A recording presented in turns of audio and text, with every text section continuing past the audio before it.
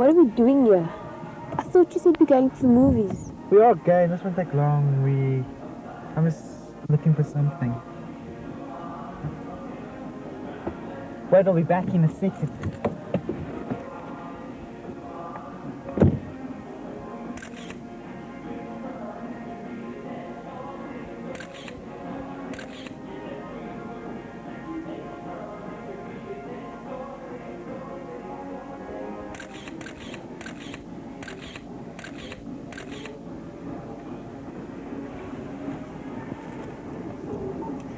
Peters, Roberts, can't quite get a clear picture. Move into positions now. Just the feel. Hey, that's how much it cost, eh? Ach, net te stoppen. The usual. Rian, you promised you wouldn't do this again. Shut up, Therese. Okay, I'm going. I'm really going. No, don't worry, it's just my sister.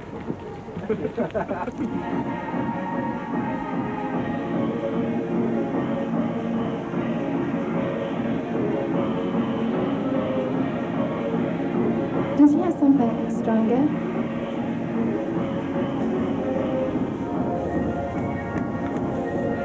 Just put this under your tongue. Wow, acid.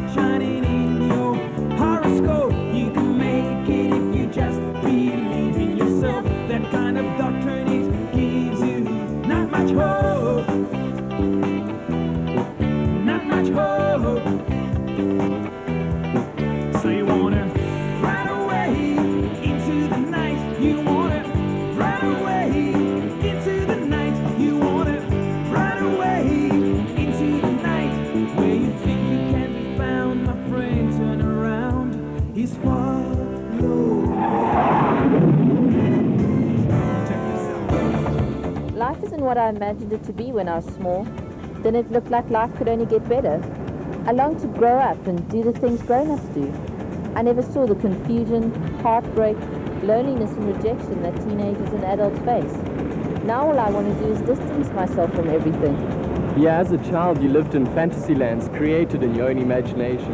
And you were very happy, content, or maybe you even had a hard childhood with bad memories. Either way, your imagination was sufficient for a bit of fun, excitement and entertainment. Yeah, but when I became a teenager, that's when the fun faded. I had family problems, I wanted to be accepted. I always needed cash, and I discovered the world didn't care about me.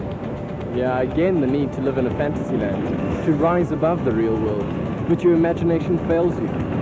So you begin the search for a quick fix, a temporary relief, any form of escapism. Drugs are there. They fill this void. Legal and illegal narcotics are used for a quick feel-good. I've heard the stories about the big-time druggies. Yeah, they all start differently and for different reasons, but they end the same. You see, drugs make you friendlier, more relaxed, light-headed and euphoric. Some can give you a buzz that slowly envelops your body in incredible warmth and love as it tingles its way up to your head. Others, they can give you hallucinations. You can see things that aren't there. With acid or LSD, a sensory crossover is experienced, where you can smell colors and see sounds. Drugs make you feel supernatural. You literally believe you can fly. Yeah, for a few hours the world down there isn't so bad.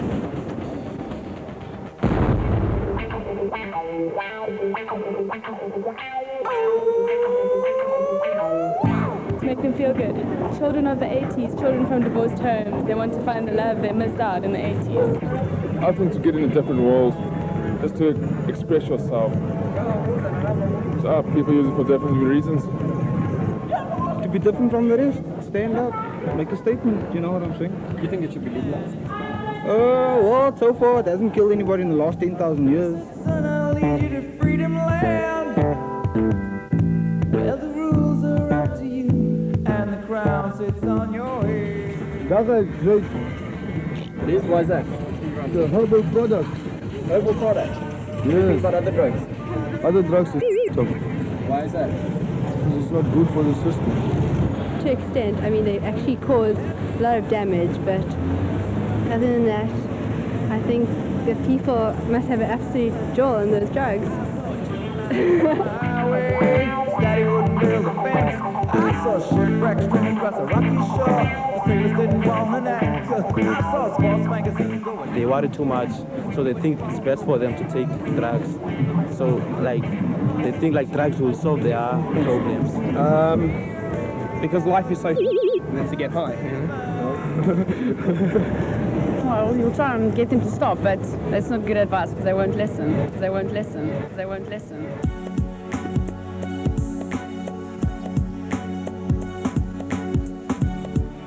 Ourselves, Dagga and LSD. With that wind turf, I'm controlling turf because the more turf you control, the more members you can get to the gang, and the more members you could have got into the gang, it's the more wider your market for drugs itself. Lots of these ladies are doing drugs. You make money more than the normal guy in the street makes for less time. And the more money you make, you're looking for ways to spend your money. And that's where the drugs come in. Okay? And once you're hooked on drugs, you might not start off by selling sex. But once you're hard up and you crave for drugs, that's when you make the turn by selling sex. Well, what drugs have done to me as a person has changed my life radically. I mean, from being, close on 80 kilograms, doing weights, bodybuilding, so on and so forth, down to weighing in the 40s. And definite liver damage, hepatic lesions on the liver, definite sort of sleep pattern changes. I don't get any sleep anymore. My whole look as a person has changed. My whole life has changed, for the worse, not for the better. It's great, if you take the drugs, they make you feel great for a short time, but over a long period of time, you get to realize that they definitely damage you, and there's no such thing as any drug, as far as I'm concerned, that's non-addictive. Your first shot and your second shot will be free. Your friends will give it to you to try and to test. By the end of the day, after your first and second shot, it is payback time. And payback time is when you don't have pocket money. You even need to go steal your mom's kettle, go steal an iron, steal a pot, break into her own house to get that source for money to buy these kind of drugs, to fill that need, that vacuum that is within you. From the very first time that my son took Dagga, it arrested him. His whole personality was arrested, and it still is arrested. I mean, he's going to be 30 this year, and he has the development of a 16-year-old boy. He's unable to face consequences. He's unable to handle close relationships. He's has no ambition. He has to work incredibly hard to achieve what he could normally manage very easily, because he's a bright and intelligent person. But all that has been completely eclipsed by Dagga, and of course more recently other things too. It could cost your life. It could cost you a lot of things. Your chance of going further in life and doing well for yourself is very limited. Believe it or not, it's very limited. It's destroyed a lot of people. I've seen lawyers, great lawyers and great doctors gone. Marriages destroyed. The feeling that you feel when you do those things may be great for that 1 second, but let me tell you something, get away from it.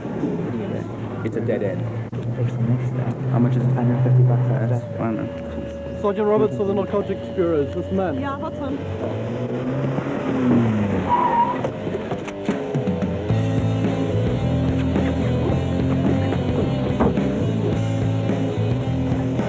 No, Riyadh, no! That was my brother! Sorry.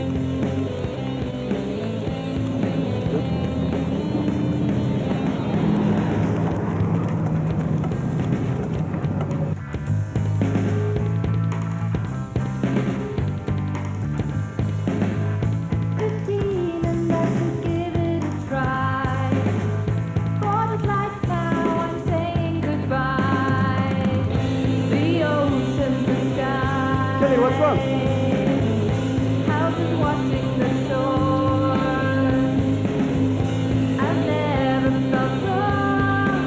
What's wrong, Kelly?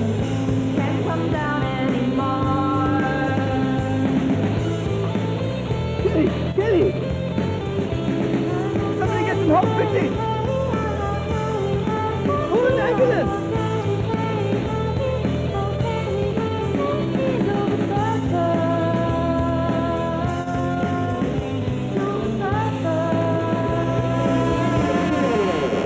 I've heard everything before. There's nothing I don't know about drugs. From what the heroes on radio and TV say through their daily lives, you see drugs as an opportunity for a bit of fun and a chance to float above the real world for a little while. All me and my friends want to do is use dope or E every now and again. So where's the problem? The problem surfaces the next morning. It's then that you realize nothing has changed. Your feet are still firmly planted on the ground and you're surrounded by your problems. That's what makes drugs like dope and ecstasy addictive. It isn't a physical addiction, it's a psychological dependency.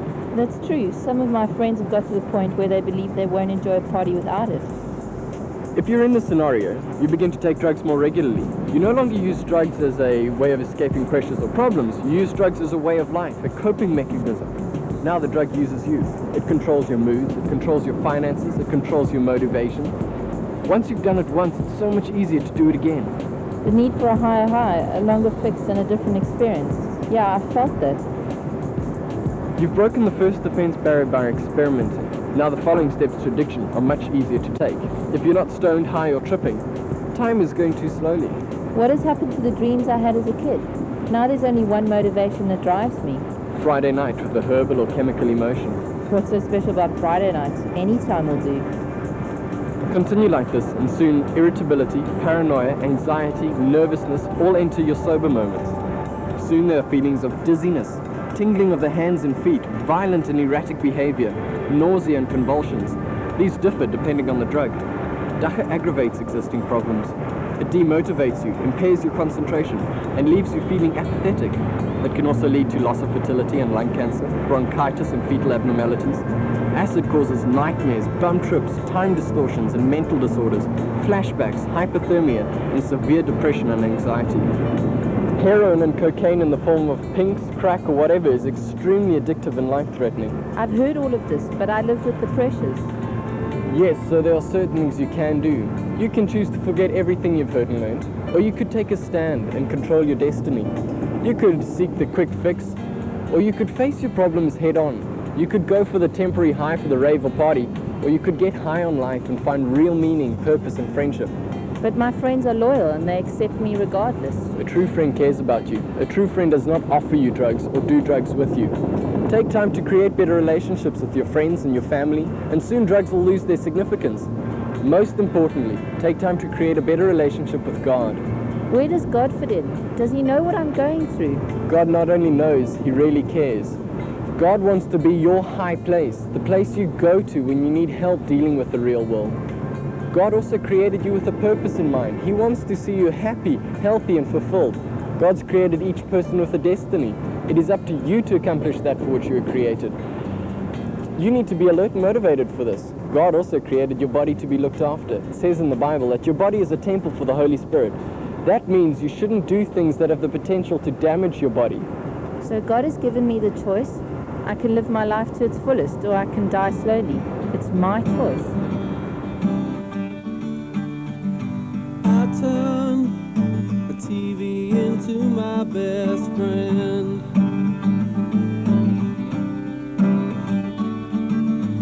And I burn my fingers making tea again.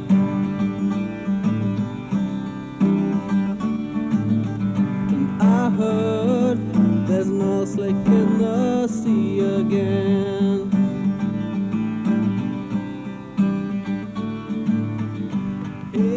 There were a few places where a few times in my life I felt like I almost died, almost overdosed on this, whether it was cocaine or, or smoking dope or whatever. But I've been there and I've been down that road, and it was a dead-end street.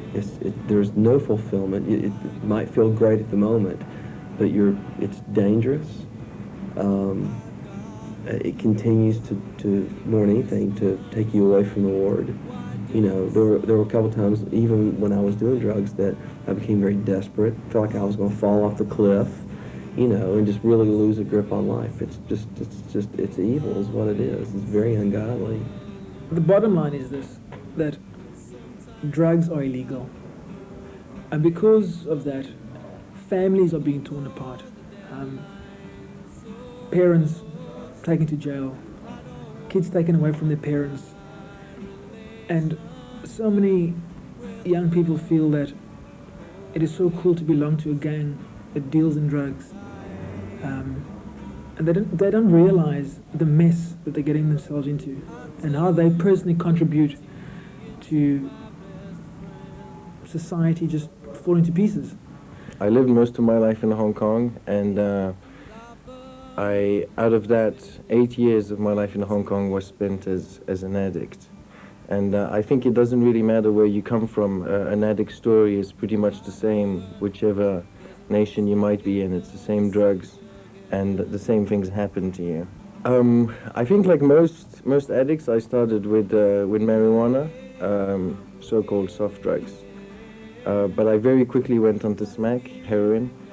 I've always been one of those types who are in the high-risk zones, because I was wild, because my parents couldn't control me, because I wanted to do what I wanted to do, and I enjoyed taking risks. So to use drugs was just another thrill, another risk to take. It was easy to take, and especially at that time, because of the friends that I had and the things that I was doing, drugs was kind of like the next step. I wouldn't call them friends anymore. Going out and being, just eventually you try it. I wouldn't say it was too much peer pressure, because I didn't feel, I was very much an individual, and I thought my personality was pretty strong then already, so I didn't have to take it. I didn't feel pushed to take it at all. I chose to take it. I think I did, yeah. It affected my whole life, really. Family life, social life, and my personality, especially when I got onto the hard drugs, when I got onto heroin, then it really, really started changing. On the soft drugs, nobody really knew I was on it. And also because I still did a lot of sports, nobody believed that I was on it, although there was a lot of rumors going around in schools and so on. It destroys totally your family setup. Your parents don't really know what to do, and most of the time they try to ignore it, because they don't want to believe that their child might be using drugs. And it also affects your way of seeing the world. You don't have fun like normal people have fun. You need the drugs to have fun. And on heroin also, you don't cope with anything. You don't cope with any stress, because you use drugs. You use the heroin. It covers up everything, including feelings. Any kind of emotions that you might feel are covered up by heroin. The only thing you feel is the drug. Well, the main thing that an addict has to do for drugs is to get them. So the thing that's on his mind is how to get them, and your mind will race at any kind of scheme to try and get it. So you'll go from stealing, mugging people, or trying to con people. You start with the closest people. At some stage, my mother would sleep with her handbag with all her jewelry and stuff in her bed. Well, cold turkey off heroin is a very, very painful thing. First, to start off with, your body starts getting very painful. Everything hurts, all your joints, your back, your knees, and all those actually hurt constantly on your body, but you can't feel them because those endorphins cover it up. And it's a very interesting experience. You'll have symptoms that are very similar to the flu. You get diarrhea as well, and very, very strong stomach cramps, and you also throw up. Lots of cold sweats, you'll get fever, and you go up and down, you can't sleep. Yeah, that's pretty much it. But the worst probably in it is the craving, your mind. Your mind will race, because the only thing that can fix that is the drug. Well, for me, the only thing that could bring me out of drugs was God, and that's what brought me out of drugs. I believe I know it's Jesus that brought me out of drugs. I meet the 13-year-old. If I was to meet myself when I was 13 years old, just before it started, I don't know what I would say. I think,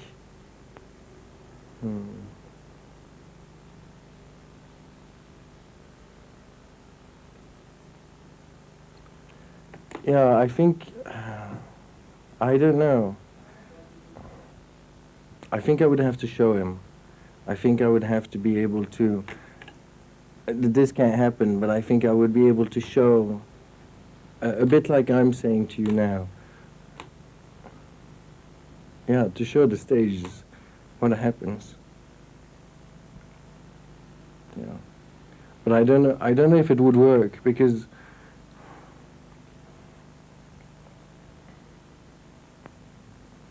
I've been in a lot of schools and sharing this is what happens and being quite personal. And I know the people who sit there, and you can see, I can sit and see and say, okay, this guy's probably used drugs, this guy's probably meddling, and some people you can actually see this guy's on drugs now, right now, as you're talking, and you don't know if you're really reaching. You don't know what they think. And most of the time they'll think, oh, it's just another recovered addict, and it seems okay, it doesn't happen to them, but it does. It happens to the big majority. It happens to 99% of the ones who start with drugs. If you've been taking drugs or even just experimenting and you want to quit, now's the best time. If you take time over this decision, it's only going to get harder and harder to make. Talk to somebody about it today. If you don't talk to somebody today, chances are you never will. Find a priest, a pastor, a counselor, or a teacher, somebody who you feel you can talk to, and tell them about your decision. They'll help you take the right course of action. There are also drug counseling centers in most towns and cities. They can help you too. Remember, drugs never made anybody a better person. God does, and is always there for you if you call on Him. It's not an easy thing to quit drugging, but it can be done.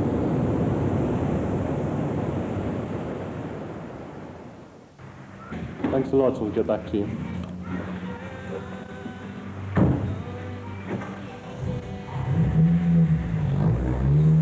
Hey Steve, what you doing here? Hey Cherise.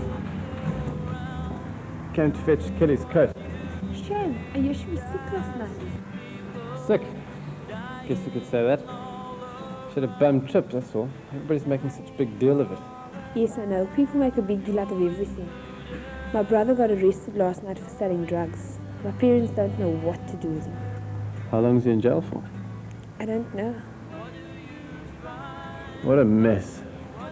Imagine a world without drugs.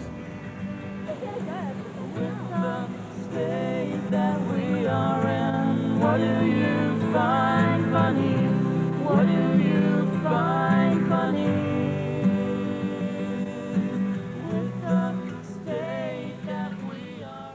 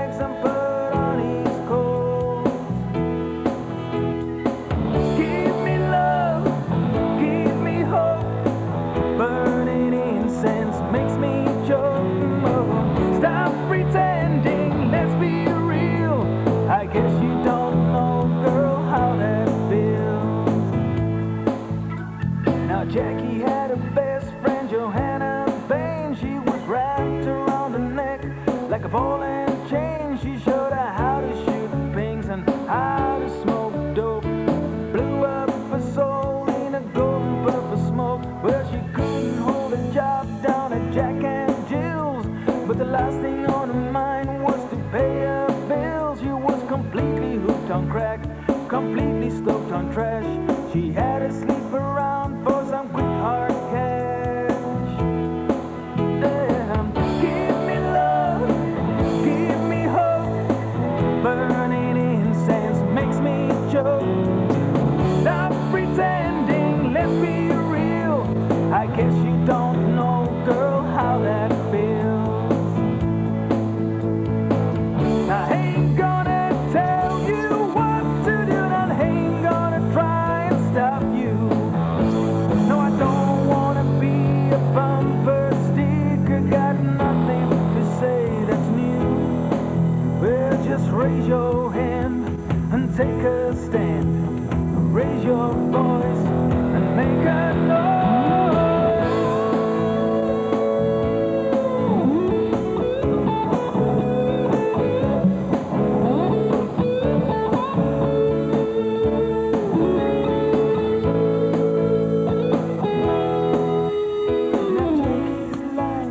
Never turned her around until she lay 6 feet under the ground.